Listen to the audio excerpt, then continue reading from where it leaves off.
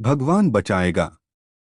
एक समय की बात है, किसी गांव में एक साधु रहता था। वह भगवान का बहुत बड़ा भक्त था और निरंतर एक पेड़ के नीचे बैठकर तपस्या किया करता था।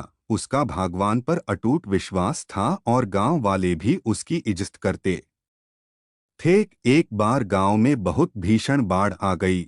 चारों तरफ पानी ही पानी दिखाई देने लगा। सभी लोग अपनी जान बचाने के लिए ऊंचे स्थानों की तरफ बढ़ने लगे।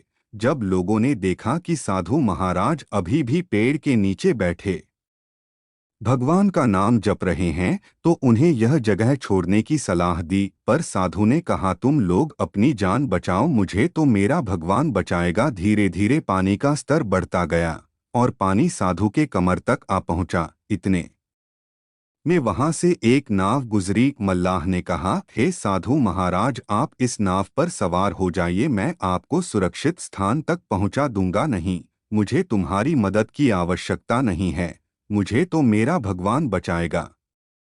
साधु ने उत्तर दिया। नाव वाला चुपचाप वहां से चला गया। कुछ देर बाद बाढ़ और प्रचंड हो गई। साधु ने पेड़ पर चढ़ना उचित समझा और वहां बैठकर ईश्वर को याद करने लगा।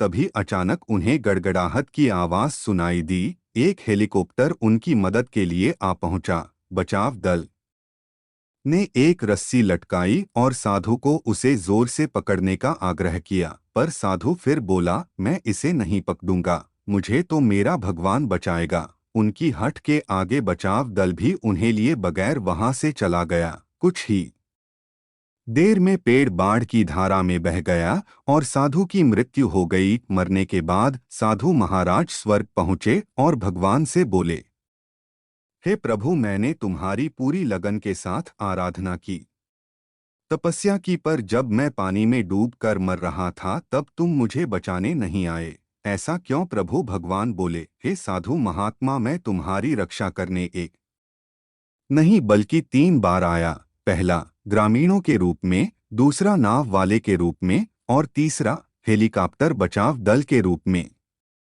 किंतु तुम मेरे इन अवसरों को पहचान नहीं पाए। मित्रों, इस जीवन में ईश्वर हमें कई अवसर देता है। इन अवसरों की प्रकृति कुछ ऐसी होती है कि वे किसी की प्रतीक्षा नहीं करते हैं। वे एक दौड़ते हुआ घोड़े के सामान होते हैं जो हमारे सामने से तेजी से गुजरते हैं।